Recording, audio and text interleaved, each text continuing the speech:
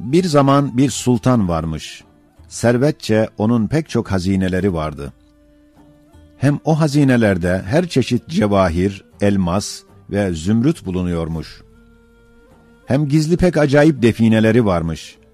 Hem kemalatça sanayi garibede pek çok mehareti varmış. Hem hesapsız fünun-u acibeye marifeti, ihatası varmış. Hem nihayetsiz ulûm-u bediyaya ilim ve ıttıla varmış. Her cemal ve kemal sahibi, kendi cemal ve kemalini görmek ve göstermek istemesi sırrınca, o Sultan-ı Zişan dahi istedi ki, bir meşher açsın, içinde sergiler dizsin, ta Nas'ın enzarında saltanatının haşmetini, hem servetinin şaşasını, hem kendi sanatının harikalarını, hem kendi marifetinin garibelerini izhar edip göstersin. Ta cemal ve kemal-i manevisini iki vecihle müşahede etsin. Bir vecih, bizzat nazarı dekaik aşinasıyla görsün. Diğeri, gayrın nazarıyla baksın. Bu hikmete binaen, cesim ve geniş ve muhteşem bir kasrı yapmaya başladı. Şahane bir surette dairelere, menzillere taksim ederek, hazinelerinin türlü türlü murassaatı ile süslendirip, kendi desti sanatının en latif, en güzel eserleriyle zinetlendirip, fünun-u hikmetinin en incelikleriyle tanzim edip düzelterek ve ulûmunun asar-ı mucizekâraneleriyle donatarak tekmil ettikten sonra, her bir taam ve nimetlerinin bütün çeşitlerinden en lezizlerini cami sofralar o sarayda kurdu. Her bir taifeye layık bir sofra tayin etti. Öyle sehavetkârane, sanatperverane bir ziyafet-i âmme ihzar etti ki, güya her bir sofra, 100 sanayi latifenin eserleriyle vücut bulmuş gibi kıymetli, hadsiz nimetleri serdi. Sonra Aktar memleketindeki ahali ve raiyetini, seyre ve tenezzühe ve ziyafete davet etti. Sonra bir yaver-i ekremine sarayın hikmetlerini ve müştemilatının manalarını bildirerek onu üstad ve tarif edici tayin etti. Ta ki sarayın saniyini, sarayın müştemilatı ile ahaliye tarif etsin ve sarayın nakışlarının rumuzlarını bildirip, içindeki sanatlarının işaretlerini öğretip, derunundaki manzum murassalar ve mevzun nukuş nedir ve ne vecihle saray sahibinin kemalatına ve hünerlerine delalet ettiklerini o saraya girenlere tarif etsin ve girmenin adabını ve seyrin merasimini bildirip, o görünmeyen sultana karşı marziyatı dairesinde teşrifat merasimini tarif etsin. İşte o muarrif üstadın her bir dairede birer avanesi bulunuyor. Kendisi en büyük dairede şakirtleri içinde durmuş, bütün seyircilere şöyle bir tebligatta bulunuyor.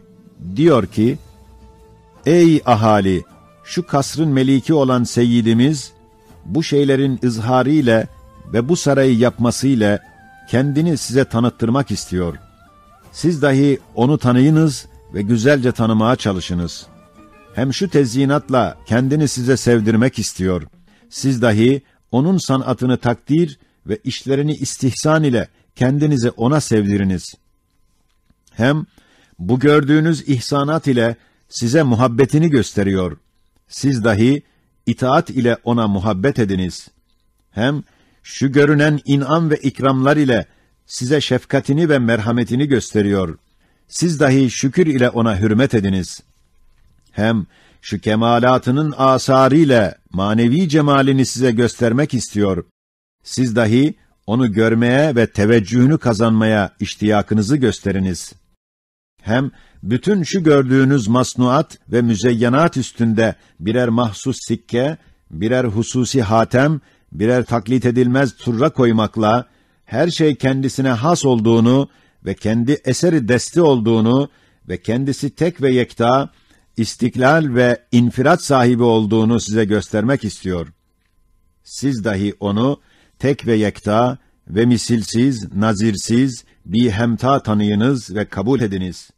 Daha bunun gibi ona ve o makama münasip sözleri seyircilere söyledi, sonra giren ahali iki güruha ayrıldılar. Birinci güruhu, kendini tanımış ve aklı başında ve kalbi yerinde oldukları için, o sarayın içindeki acayiplere baktıkları zaman dediler, bunda büyük bir iş var. Hem anladılar ki beyhude değil, adi bir oyuncak değil. Onun için merak ettiler. Acaba tılsımı nedir, içinde ne var deyip düşünürken, birden o muarrif üstadın beyan ettiği nutkunu işittiler, anladılar ki bütün esrarın anahtarları ondadır. Ona müteveccihen gittiler ve dediler, Esselamu aleyke ya eyyuhel üstad. Hakkan, şöyle bir muhteşem sarayın, senin gibi sadık ve müdakkik bir muarrifi lazımdır. Seyyidimiz sana ne bildirmişse, lütfen bize bildiriniz. Üstad ise, evvel zikri geçen nutukları onlara dedi. Bunlar güzelce dinlediler, iyice kabul edip tam istifade ettiler. Padişahın marziyatı dairesinde amel ettiler. Onların şu edepli muamele ve vaziyetleri, o padişahın hoşuna geldiğinden, onları has ve yüksek ve tavsif edilmez diğer bir saraya davet etti, ihsan etti. Hem öyle bir cevad-ı melike layık ve öyle muti ahaliye şayeste ve öyle edepli misafirlere münasip ve öyle yüksek bir kasra şayan bir surette ikram etti.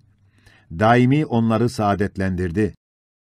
İkinci güruh ise, akılları bozulmuş, kalpleri sönmüş olduklarından, saraya girdikleri vakit, nefislerine mağlup olup, lezzetli taamlardan başka hiçbir şeye iltifat etmediler. Bütün o mehasinden gözlerini kapadılar ve o üstadın irşadatından ve şakirtlerinin ikazatından kulaklarını tıkadılar. Hayvan gibi yiyerek uykuya daldılar. İçilmeyen, fakat bazı şeyler için ihzar edilen iksirlerden içtiler. Sarhoş olup öyle bağırdılar, karıştırdılar. Seyirci misafirleri çok rahatsız ettiler. Sani Zişan'ın düsturlarına karşı edepsizlikte bulundular. Saray sahibinin askerleri de onları tutup, öyle edepsizlere layık bir hapse attılar.